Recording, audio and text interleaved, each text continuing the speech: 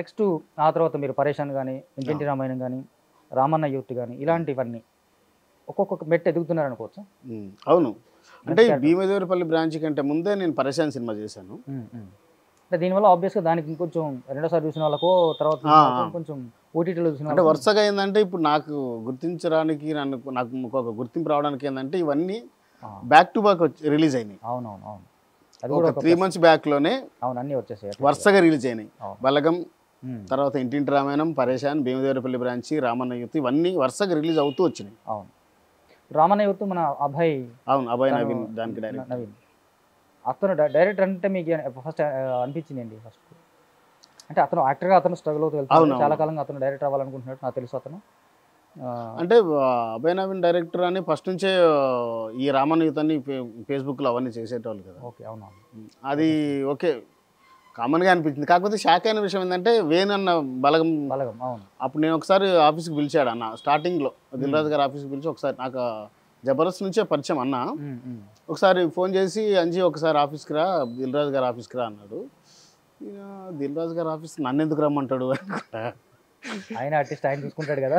అట్లా కాదు, అంటే ఎందుకు రమ్మన్నాడు అనుకుని వెళ్తే నేను డైరెక్షన్ చేస్తున్నా అన్నాడు. ఓకే, షాక్ గురని, అంటే ఎక్స్పెక్ట్ చేయలేం కదా. అభయ్ నవీన్ అంటే ఆల్రెడీ ఫేస్బుక్లో చాలా రోజుల నుంచి నేను చేస్తున్నా అని ఉంది, అది ముందు నుంచి చెప్తున్నారు కాబట్టి ఓకే వీళ్ళు చేస్తున్నారు అని ఒకటి ఉంటుంది. ఈయన షాక్ అయినా నేను. చాలా మంది కూడా వేణు డైరెక్టర్ అనగానే ఏదో సినిమా చేస్తున్నా అంటే లేదు చేస్తున్నా ఒకటి. నాకు నీ వైపు నుంచి ఏంటంటే నువ్వు థియేటర్ కాబట్టి థియేటర్ ఆర్టిస్టులు కావాలి, మనకి కొంచెం న్యాచురల్ వాళ్ళు కావాలి, నీ సర్కిల్ ఎవరైనా ఉంటే కూడా నాకు సజెస్ట్ చెయ్యి అని అన్నమాట. ఆ సందర్భంలో నేను కూడా అడిగినాం మరి నాకేంటన్నా మరి నాకు కట్టలేదా, లేదు ఉంది చేద్దాము మనం కూడా చేద్దాం. ఓకే, అంటే వేణు యాక్చువల్గా బలగం సినిమాతో ఇండస్ట్రీ కూడా షాక్ ఇచ్చాడు. అవును, హైలీ టాలెంటెడ్ అని చెప్పేసి. అంటే ఎవరు ఏముందో తెలియదు ఎవరికి. అవును. సో ఇప్పుడు నెక్స్ట్ ఫ్యూచర్ ప్రాజెక్ట్స్ అంటే చెప్పారు ఆల్రెడీ 3-4 సినిమాలు చేస్తాను. అవును, అందులో మీ క్యారెక్టర్స్ ఎలా ఉండబోతుంది? ఒక సినిమాలో ఏంటంటే ఆ సినిమా పేరు ఇప్పుడు వాళ్ళు రివీల్ చేయలేదు కాబట్టి నేను చెప్పలేను. ఆ సినిమాలో త్రూ అవుట్ ఉంటా, సినిమా మొత్తం ఉంటా, 4 డైలాగులు ఉంటాయి. ఓకే, అంటే ఓన్లీ ఎక్స్ప్రెషన్ తోటే యాక్టింగ్ ఉంటుంది అందులో. ఓకే ఓకే, డైలాగులు మొత్తం పేజీలు చెప్పి కాకుండా అవును జస్ట్ ఎక్స్ప్రెషన్ తోనే ఉంటాయి అన్ని సినిమా మొత్తం. మనకి ఏదో సినిమాలో అలీగారి కూడా నో ఎక్స్ప్రెషన్స్, ఓన్లీ మూగ క్యారెక్టర్ కాదు మళ్ళీ అది. ఓకే, బట్ వాడు అట్లా ఉంటాడు అనమాట, తాగిపోతూ కొంత ఒక డిఫరెంట్ క్యారెక్టర్ చేసి. ఓకే, అంటే మీకు బీయింగ్ ఏ థియేటర్ ఆర్టిస్ట్ లేదా మొదటి నుంచి ప్యాషనేట్ ఆర్టిస్ట్గా ఇలాంటి క్యారెక్టర్ చేయాలని ఏమైనా ఉన్నాయా?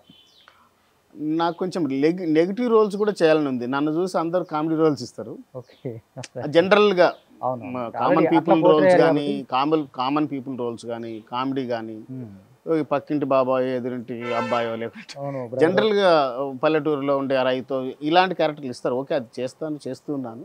బట్ ఇంకేదైనా ఛాలెంజింగ్ రోల్ కోసం ఎక్స్పెక్ట్ చేస్తున్నా కానీ ఇవ్వట్లేదు.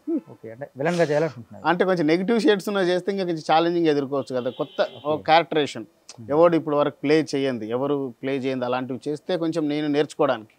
అవును, ఛాలెంజింగ్ రోల్స్ చేస్తేనే కదా నేర్చుకోగలుగుతాం దాని నుంచి.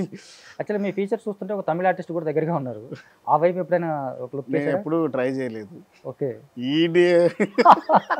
అంటే ఏమో ఎవరికి ఎక్కడ ఏముంది, మునుగుతూ తేలుతూ సముద్రంలో ఇన్నే కొట్టుముట్టాడుతున్నాము.